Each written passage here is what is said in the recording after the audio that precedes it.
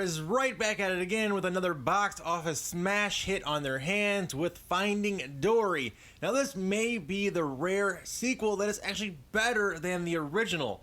I was lucky enough to see an early showing last night, and I can say that this movie is an absolute blast, start to finish, non-stop awesomeness. The movie picks up right where the last one left off.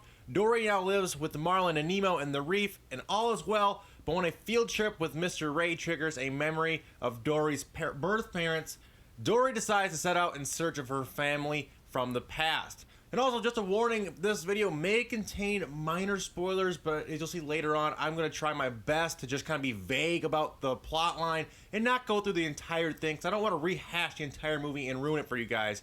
I don't want to spoil the magic, because this movie is so great.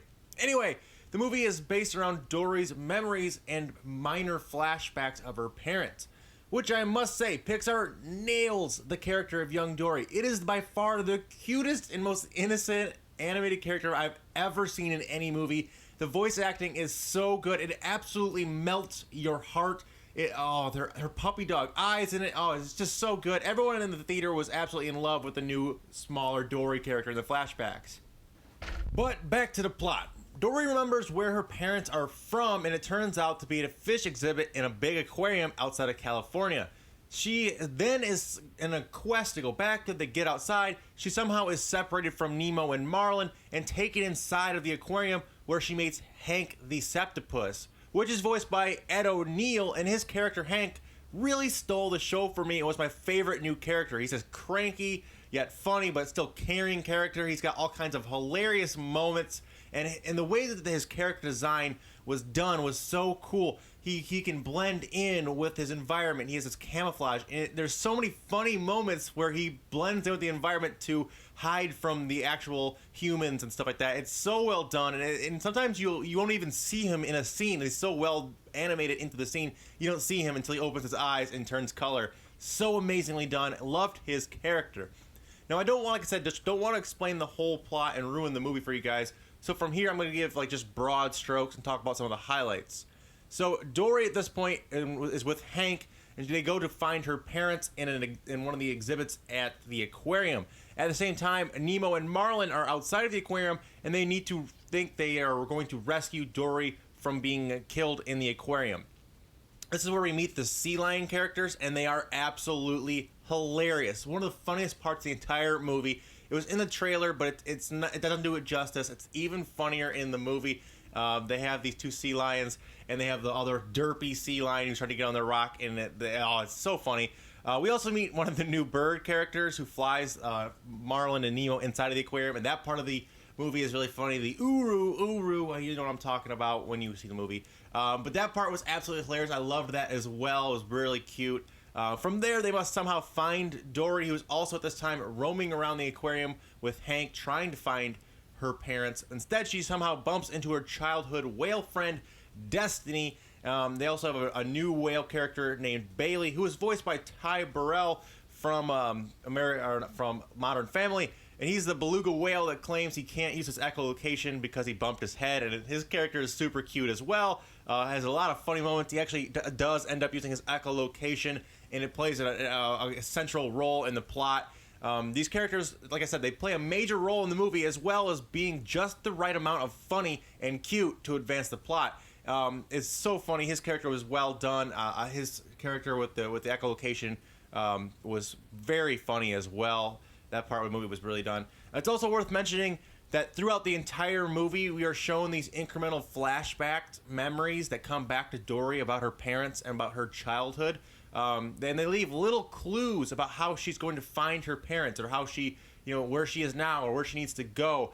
And it does a really good job, but it gives it kind of this awkward pacing. It's not terrible. It just kind of cuts things up. I mean, it's a good classic movie. We've all seen movies with flashbacks as they tell hints to give to the future. But I think it was done well enough that it adds to this emotional connection with Dory. The entire audience seems to be connecting with her. Like I said, her young form, or young character with the voice actor of the kid, is absolutely the best, cutest character ever. And they do a good job of really bringing out that in these flashbacks. There's also a reoccurring sound bite throughout the aquarium. It's playing on a loudspeaker. It talks about rehabilitating and then releasing all the fish in the exhibit. And it really comes to fruition at the end of the movie, and you'll see how that is if you want to see the movie. I don't want to spoil it.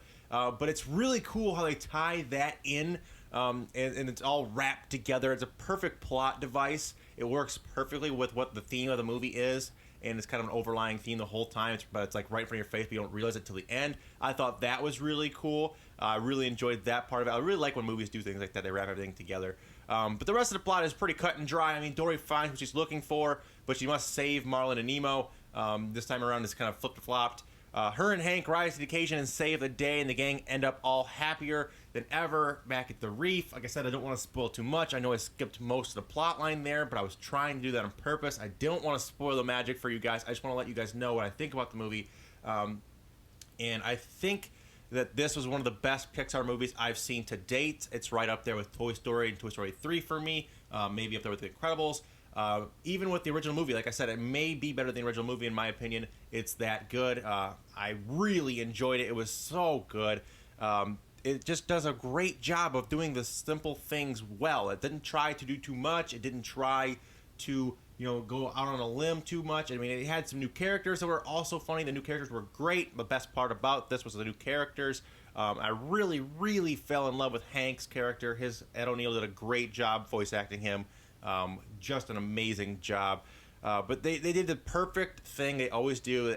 Pixar always has these heartwarming and cute moments. They do a great job of pulling at your heartstrings, and this movie was no exception to that.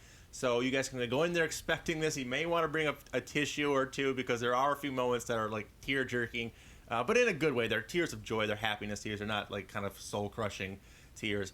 But on top of that, they had the typical Pixar Easter eggs, and that alone is half the fun of new Pixar movies for me. I love going to the theaters, looking for the Luxo ball, looking for the A1113, looking for the pizza truck, looking for those things. And I saw a few of them. I know I missed so many because I only saw it the first time. So I'm gonna watch it again. Hopefully I catch even more Easter eggs, and I'll be taking notes so I can catch up with them, and I'll make a video about that. Hopefully sometime early next week, when I think I've caught most of what's out there to catch. There was also the typical, they always do this, they have a post-credit scene, and we got to see the fish gang from the original movie. I guess I kind of spoiled that for you guys, but it's there. It was like a 10-second clip of the fish gang, and they're still in their little plastic baggies, and that was very nice to see. I thought we'd see something like that, and we did. It was very cool to see that as well. But overall, Finding Dory was a worthy sequel. Definitely not a Cars 2 type situation where the sequel was just god-awful.